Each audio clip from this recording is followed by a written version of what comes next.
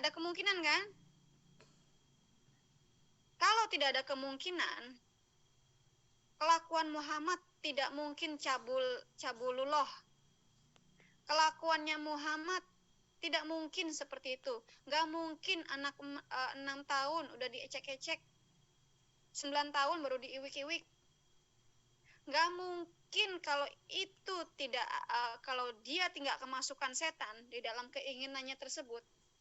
Gak mungkin itu wanita-wanita cantik-cantik muda-muda yang baru bersuami, suaminya dibunuhin dan dikawinin, maka dia klaim aku mengawini janda-janda. Iya, jelas aja jadi janda, orang suaminya dibunuhin dulu baru dikawinin.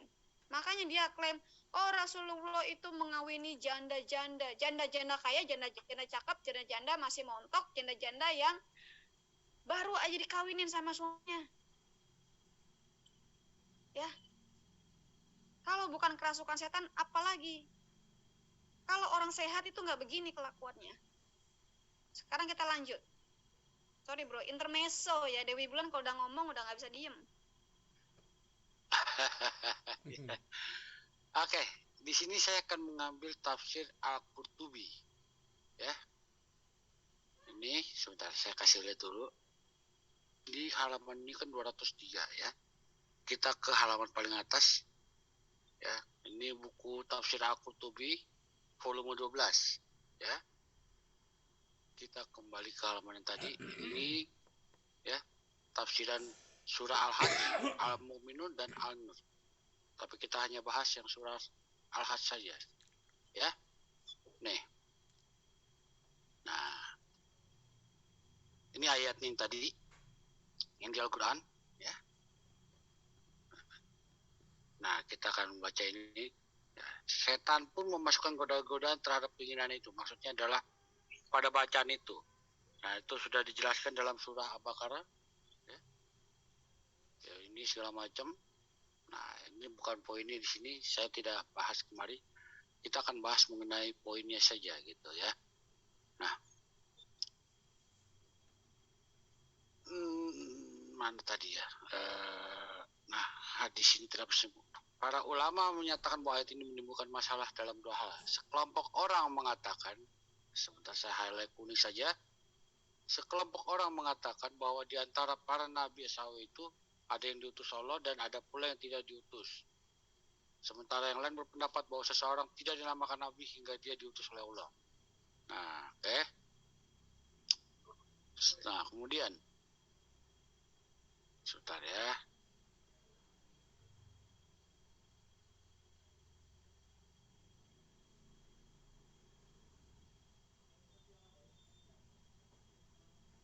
Al-Farah berkata, Rasul adalah orang yang diutus kepada makhluk dengan mengirimkan malaikat Jibril kepada dirinya secara terang-terangan.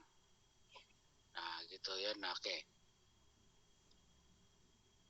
Tapi yang hal ini yang aneh di sini nih. Sebentar. Nih, mana dia tuh? Tadi. Nah, ini. Al-Laits meriwayatkan dari Yunus, dari Asyuri, dari Abu Bakar, dari Abdurrahman bin Al-Haris bin Hisham. Dia berkata Rasulullah membaca firman-Nya. Demi bintang ketika terbenam, nih surah An-Najm ayat 1 ya. Surah 53 ayat 1. Ketika beliau sampai pada firman-Nya, maka apakah patut kamu, hai orang-orang musyrik, menganggap Lata dan Uzza dan Manah yang ketiga, yang paling terkemudian sebagai anak perempuan Allah? Nah, ini fokus kita di sini. Kes 53 ayat 19 dan 20. Beliau lupa, kemudian beliau bersabda, sesungguhnya syafaat mereka diharapkan. Lalu perkataan itu diterima dan disetujui orang-orang musyrik dan orang-orang yang di dalam hatinya terdapat penyakit, hingga mereka pun merasa senang. Kita garis bawah di sini. Loh, kenapa disetujuin? Nah, kan aneh. Ya. Nah, baca lagi bawahnya bro, itu menarik bro. Tadi Iya. itu, ya. Betul. Beliau bersabda, sesungguhnya kalimat itu berasal dari setan. Nah, setan. Padahal yang ngomong pertama dia. Iya. Nah, itu dia pertama. Dia ngaku kalau itu ayatnya dari setan. Allah kemudian menurunkan ayat, dan kami tidak mengutus sebelum kamu seorang rasul pun dan tidak pula seorang nabi. Ya. Benar kan? Ya, betul. Nah, ini juga banyak ada tafsir-tafsir lain, tapi kita hanya buka ini biar nggak terlalu panjang, ya. Nah, tapi kita akan bagi ke fokus yang satu lagi. Ini, nah, hadis yang lebih muntaki dari hadis yang diriwayatkan oleh Qatada ini adalah hadis yang dituturkan oleh Al-Waqidi dari Katsir bin Said dari Mutahabib bin Abdullah. Ya. Seluruh orang musyrik bersujud kecuali Al-Walid bin Mughirah, ya. Dia mengambil debu dari tanahnya kemudian mengangkatnya ke keningnya dan dia pun bersujud di atasnya. Nah, oke. Kita lihat ini. Sebentar nih, kita ini mana dia tadi ya? Nah, ini nih. Ibnu Atiyah berkata, hadis yang mencakup Agaranik Al-Ula, malaikat yang mulia ini tertera dalam kitab-kitab tafsir dan lainnya. Berarti ada ya di kitab tafsir lainnya. Namun Al-Bukhari dan Muslim tidak mencantumkannya dalam kitab sahih masing-masing. Tidak ada seorang penulis masyhur pun sepengetahuanku yang meriwayatkannya. Akan tetapi yang benar adalah pendapat ahli hadis mengatakan bahwa setan memasukkan godaan-godaan. Namun mereka tidak membahas godaan ini atau yang lainnya. Malu bro, malu. Ya. Yang poinnya di sini. Tidak ada silang pendapat pula bahwa godaan setan tersebut hanyalah berupa lafaz-lafaz yang dapat didengar. Yang karenanya lah terjadi fitnah tersebut. Berarti kalau lafaz-lafaz yang bisa didengar itu seperti komat kamit mantra dong ya? Betul, seperti mantra. Makanya gitu, dia kesurupan melulu bro.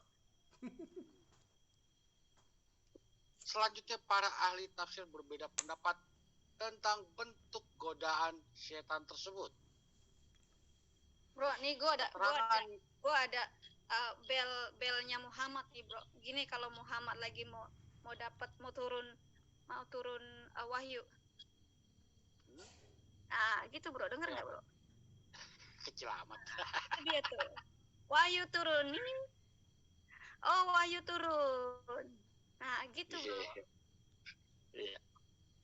Nah, keterangan yang terdapat dalam kitab-kitab tafsir, di mana keterangan berikut merupakan sebuah keterangan yang masyhur, menyatakan bahwa Nabi SAW mengucapkan lafaz-lafaz tersebut dengan lidahnya.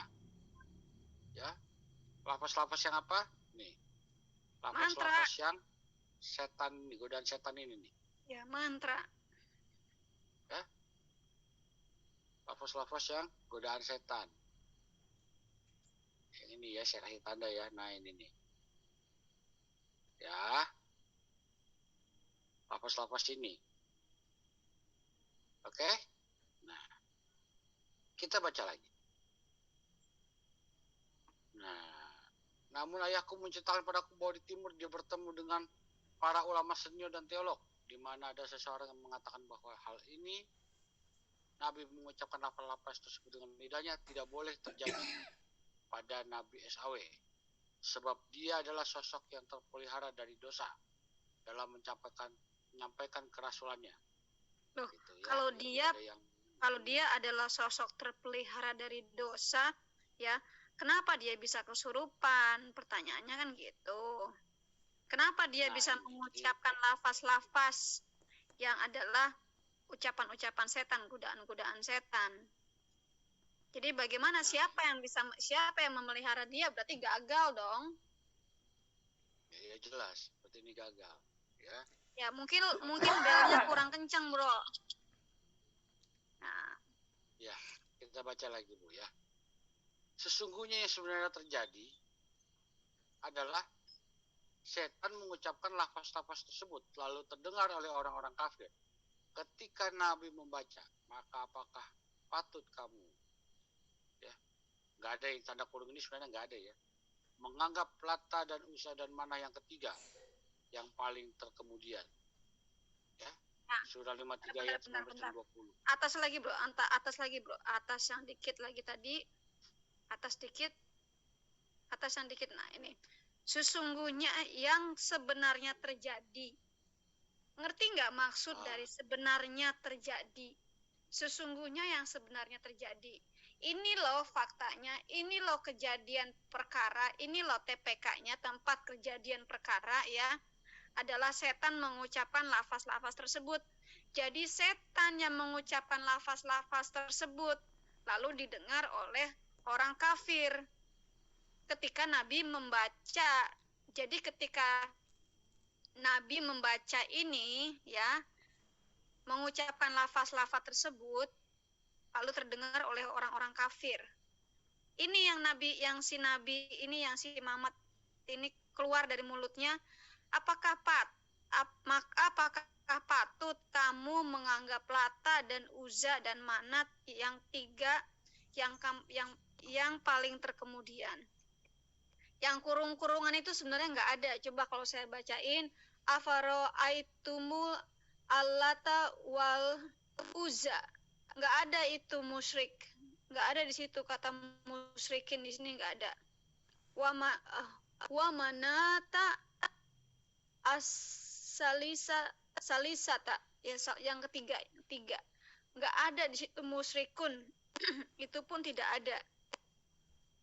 Jadi kalian mencoba kurung-kurungan, kalian memang umat-umat kurungan ini.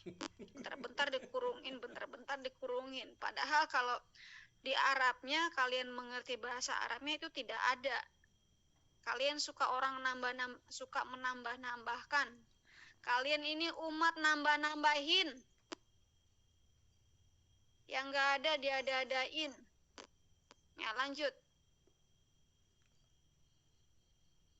Lanjut, Ya. Bro. Oke. Ya, kita lanjut bacakan saja. Ini kan tadi terkait dengan surah 53 ayat 19 dan 20. Dalam hal ini setan membuat suaranya mirip dengan suara Nabi SAW, hingga orang-orang musyrik tidak dapat membedakan suara beliau dengan suaranya. Mereka berkata Muhammad membacakan itu, ya. Itulah. Nah, menurut satu pendapat yang menggoda itu adalah setan yang berwujud manusia. Katanya begitu. Mungkin saat itu yang mereka lihat itu bukan si Muhammad, tapi si setan. Atau kebalik. Nah, itu. Ya, jadi gini tulisannya. Nah, ini ya. Yang menggoda itu adalah setan yang berwujud manusia. Gitu. Nah, tapi ini ada satu yang menarik nih. Sebentar, tadi sempat baca. Nah, ini. Nah, Abu Bakar Al-Bazar berkata, kami tidak pernah mengetahui hadis ini diriwayatkan dari Nabi SAW melalui sanad mutasil, ya, yang membuatnya boleh diriwayatkan, kecuali apa yang diriwayatkan oleh Syubah dari Abu Bisar, dari Said bin Zubair, dari Ibnu Abbas. Nah, yang diragukan dalam hadis ini adalah bahwa pada waktu itu, pada saat kejadian itu, Nabi SAW sedang ada di Mekah. Itu yang jadi keraguan. Yang kurung-kurung nggak perlu dibaca lah. Itu tambahan yang ada. Nah, betul. Nah,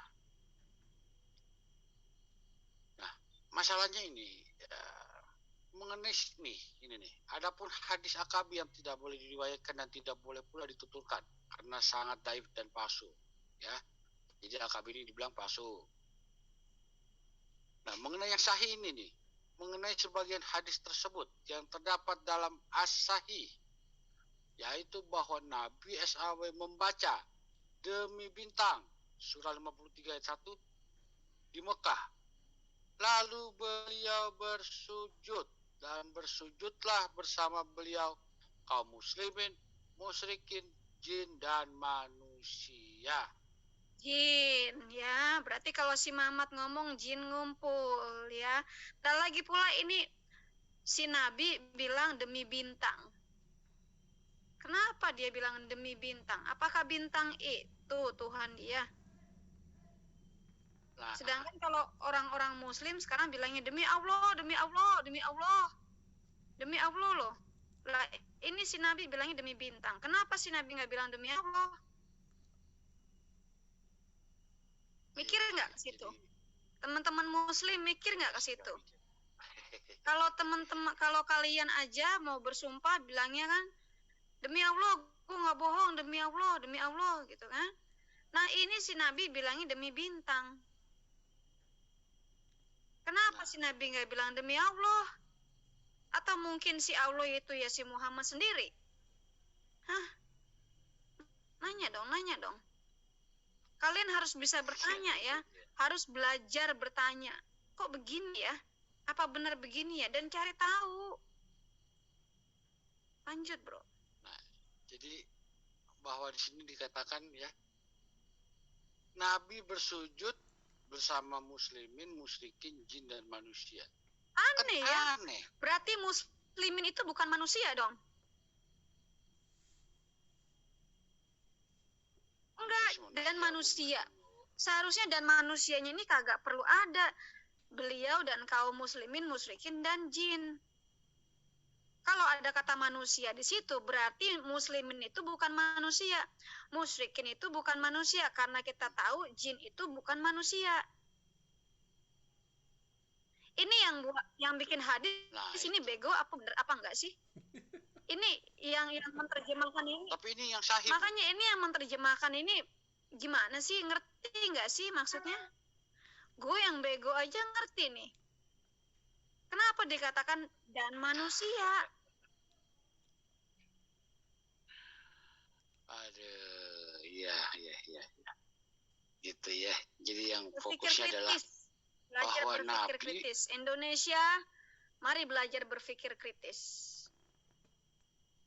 Ya. Dia ikut bersujud ini, Bu, masalahnya, Bu. Ya, mereka ya. Itu si mereka itu ikut bersujud. Jadi muslimin, musyrikin, jin dan manusia. Aneh kan kok ada jin dan manusianya. Beliau bersujud ya ketika membacakan masalah ini, surah 53 ini. Ya. Apakah dia ikut-ikutan dengan kaum muslimin? Aku rasa si Muhammad ini cuma buat kiser aja biar nggak dibabat kaum Quraisy. Itu kan di Mekah, dia kan belum menguasai Mekah saat itu, dia kan masih masih underdog.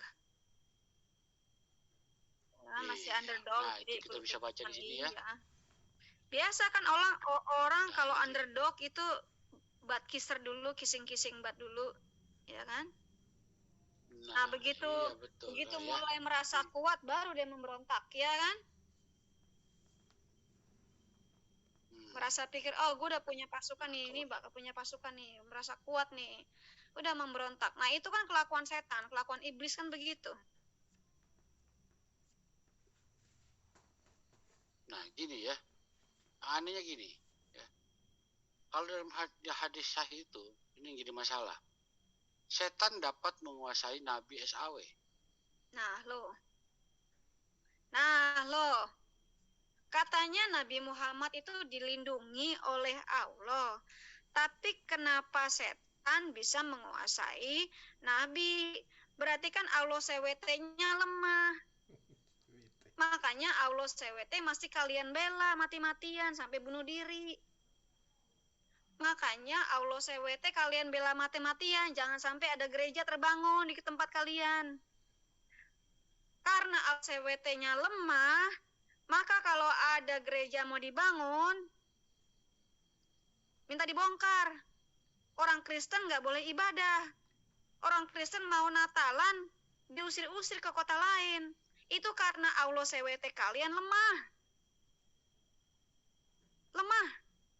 Saking lemahnya sampai tidak bisa melindungi Muhammad ketika Muhammad dikuasai setan.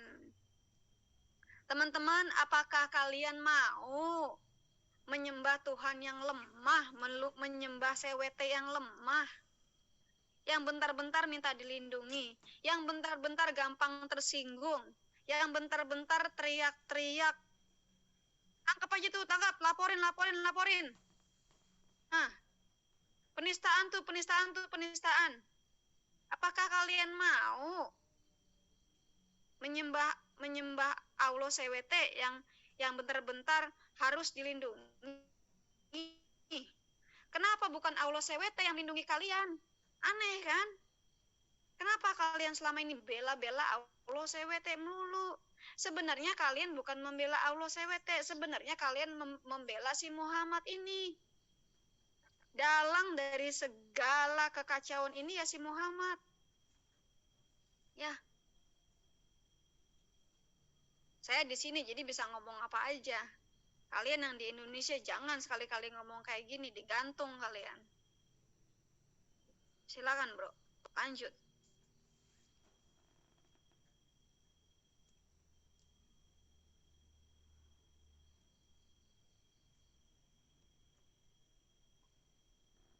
Lanjut, Bro. Iya. Jadi gini. Sorry, tadi ngomong lupa. Saya mute malah saya ngomong. Aduh. Jadi gini ya. Kita bisa lihat di sini. Setan dapat menguasai Nabi SAW. Ya. Mungkin bilangnya, oh ini cuma satu ayat, nggak ada masalah lah. Nabi SAW kan manusia juga. Ini adalah pemikiran yang salah. Ya. Kalau setan dapat menyelipkan satu ayat ke dalam lidahnya Nabi SAW, apa jaminannya keseluruhan kitab Quran itu bukan dari setan? Nah, kan begitu. Iya, pertanyaan tuh.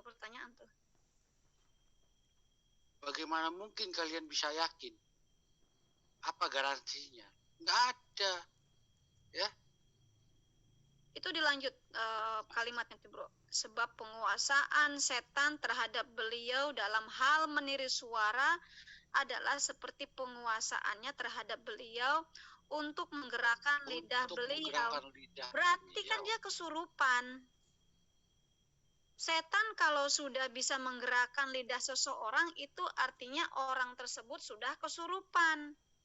Nah, orang kesurupan kan biasanya blablabla gitu kan. Lidahnya melelet-lelet keluar gitu kan. Matanya juling-juling.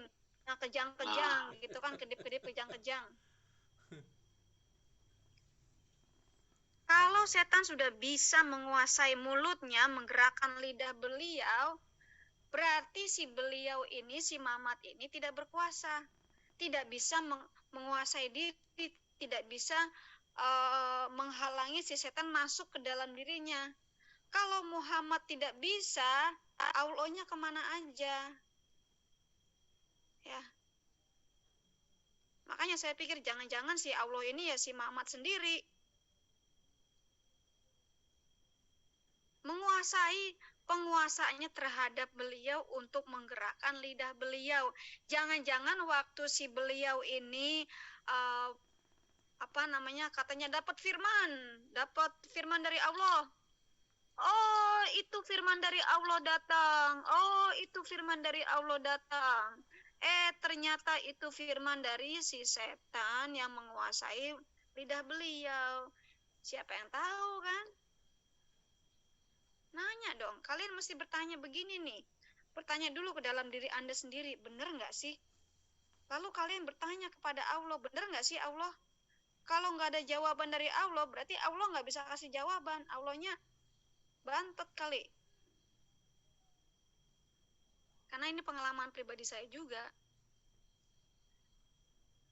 Setan dapat menirukan suara Nabi, merupakan hal yang sangat berbahaya bagi kerasulannya. Beresiko ini Nabi apa kuda lumping yang gampang kesurupan. Lanjut, Bro. Iya. Ya. Bahkan jadi ini para pembuat tafsir ini aja mempertanyakan. Gitu ya. Kedua hal ini tidak boleh terjadi katanya. Membuka pintu ini merupakan hal yang sangat berbahaya bagi kerasulan. Ini penulis tafsir Qurtubi sendiri yang nulis ini. Kita bacakan saja ya. Jadi kalian yang di luar sana ya, termasuk yang namanya si Cipto Ginoga Joito. Nah, ya. Kamu masuk aja ke sini. Oke? Kita lihat kamu yang kerasukan apa yang kerasukan. Jadi jika kita setuju, setanlah yang mengatakan perkataan tersebut saat beliau diam, bagaimana mungkin beliau tidak mendengar apa yang dikatakan setan tersebut? Ya. Jadi zaman itu aja udah banyak pertanyaan dari yang menurut kitab tafsir Al-Qurtubi ini. Kita bisa lihat di sini sangat banyak sekali pertanyaan mereka. Ya. Dalam surah 15 ayat 42, sesungguhnya hamba-hambaku tidak ada kekuasaan bagimu terhadap mereka. Ya, berbicara tentang setan. Hah? Ini maksud dengan kamu dalam ayat ini adalah iblis atau setan. Berarti apa? Ini ayat gagal. Ya. Ayat 15 ini, aduh, ini kenapa sih? Saya lihat dulu. Kenapa dia kalah? Berarti surah 15 ayat 42 ini gagal. Oh, gagal. Lah iya. Itu Nabi Esrawe lidahnya bisa dikendalikan setan. Ya. Nah, silakanlah kalian yang berpikir waras ya. Silakan berpikir dulu. Oke, baik-baik. Kira-kira seperti apa seharusnya? Oh, bisa Nabi kalian dikuasai setan. Ya. Apalagi kalau ayat setan. Wah. Apa jaminannya? Seluruh isi Al-Quran itu bukan ayat setan. Kan gitu. Ya. Kali mereka mau masuk, silakan. Gitu, Bu. Silakan, Ibu punya materi lain, silakan. Ada dari air chat katanya gini, jangan bahas-bahas kitab orang lain lah. Nah kalau gitu minta, kalau kalian minta kita nggak bahas-bahas kitab-kitab kalian, kamu juga harus ngomong ke ustadz-ustadzmu itu, janganlah bahas-bahas orang Kristen, bahas aja kitab kalian sendiri. Selama kalian masih ngutak-ngatik kitab kita juga akan ngutak-ngatik kitab kalian. Masalahnya kalau teman-teman yang di Indonesia ini ngutak-ngatik kitab kalian, penjara, ditangkap. Itu masalahnya, makanya kita ini bertindak, makanya kita ini turun tangan. Seharusnya kita yang di luar negeri nggak usah pusing-pusing ngerjain yang begini. Tapi karena resikonya berat di Indonesia, kalau sampai keluar apa yang tadi saya keluarkan itu keluar di mulut teman-teman yang di Indonesia, pasti langsung diuber-uber ya sama tukang es krim, beres krim maksudnya. Apa sih itu? Itu kayaknya waktu zaman gue dulu itu nggak ada yang kayak gitu-gitu. Zaman gue di Indo kagak ada yang begitu-begitu ya. Ini aja nih zaman baru nih, zaman Indonesia makin terbelakang otaknya. Boleh maju kalian, presidennya maju, tapi otak kalian makin terbelakang. Bleh. Sebenarnya masih ada lagi yang mau saya sampaikan, tapi kayaknya dari blog penggugat juga sudah menohok ya. Iya. Jadi saya kembali dulu ke Quran. Ya. Di dalam Quran dikatakan, sebentar saya terima di Quran dulu ya. Oh, ini nih. Ya. Di dalam surah Al-Hijr, surah 15, ayat yang ke-9 dikatakan begini. Sesungguhnya kamilah yang menurunkan Al-Quran, dan pasti kami pula yang memeliharanya. Bokis. Kalau saya termasukin ayat ke dalam situ, apakah Allah SWT itu memelihara ayat-ayat dari setan juga? Kan begitu. Gitu kan? Ini udah terjadi. Katanya Allah memelihara kan? Tapi kok nabinya kesurupan? Ya. Jadi Allah menjamin memeliharanya ayat Al-Quran, ya kan? Tapi ternyata ayat Quran ada yang dari mulut dari setan setan. melalui mulut Nabi. Kan gitu. Apakah itu termasuk yang dipelihara sama Allah? Itu ada lagi bro, QS Ya. 1983. Iya, betul. Coba Jadi kita ambil satu. coba kebuka bro, QS 19 ayatnya 83.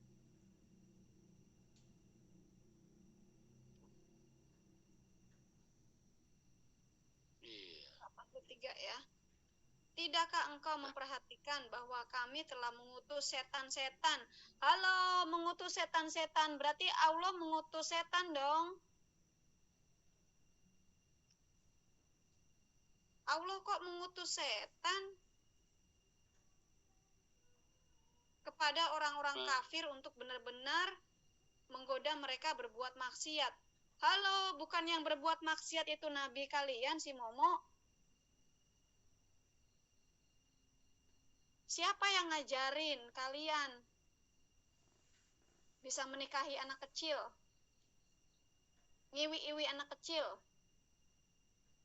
Siapa yang ngajarin kalian sodomi anak-anak kecil? Lihat lagi itu episode duet yang sebelumnya. Kelakuan nabi kalian itu lebih dari menjijikkan. Anak umur 6 tahun dinikahin. 9 tahun baru diewe. Itu kurang ajar itu, nabi kurang ajar itu.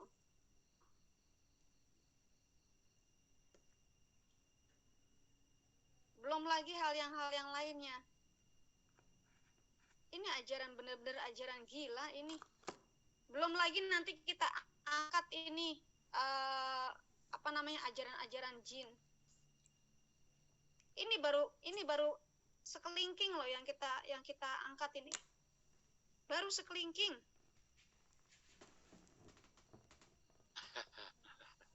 Ya. Ini belum ini masih seuntil ini. Ini baru apa sih? Pemanasan doang. Ini pemanasan doang ya, Bro ya. Iya, betul ya. Kalian jadi belum tahu apa-apa, masih jauh. Kalau dibandingkan dengan kami, kalian tuh masih jauh. Ya. Oke. Nah, jadi kan di sini kita bisa pertanyakan. Jadi saya ulang lagi pertanyaannya. Allah menjamin Allah katakan dia menjamin Quran ya. Bahwa itu adalah dari Allah dan Allah akan memelihara Quran itu. Ketika Nabi menerima ayat setan, apakah Allah juga menjamin ayat setan itu termasuk ayatnya dia? Apakah itu termasuk dalam ayat-ayat yang dia pelihara, dijamin itu? Ya. Nomor dan 2. Kenapa ayat-ayat setan itu masih ada di Quran kalian? Nah, yang nomor 2 adalah gini. Nabi kalian lidahnya bisa dikuasai setan sehingga dia mengeluarkan ayat. Apa jaminannya keseluruhan kitab Quran kalian bukan dari setan? Kalau setan bisa mengendalikan lidah Muhammad. Ya. Mohon dimaafkan kalau kalian menganggap ini panas. Tolong kalian pikir dulu. Dinginkan kepala kalian. Kalau perlu masuk ke dalam es. Ya. Supaya dingin. Berpikir dengan tenang. Ya. Gimana ya? Masuk di akal nggak ya? Nabi kok terima ayat setan ya? Bahkan Nabi pun kita baca tadi ikut bersujud bersama kaum muslimin, kaum musyrikin, jin, dan manusia. Ya. Mana mungkin itu jin dan manusia dan musyrikin itu ikut menyembah Allah? Itu kan kaum musyrikin. Kan gitu. Nah, jadi ketika saya termasukin tuh ayat ke dalam mulut Muhammad, kemana sih Jibril? Kenapa dia tidak mencegah? Kemana Allah? Kenapa dia tidak mencegah? Ya, silakan jadi pertimbangan pada kepala kalian. Salam waras untuk kalian ya. Terima kasih. Itu aja Bu. Itu ada yang respon satu. Oke, silakan Oppo. Pertanyaannya, kalau kalian bertanya, pertanyaannya harus seputar topik, jangan sampai keluar pagar. Kalau kalian mau menanggapi juga seperti itu, ya. Jadi kita belajar untuk stay on topic, ya. Ya, shalom.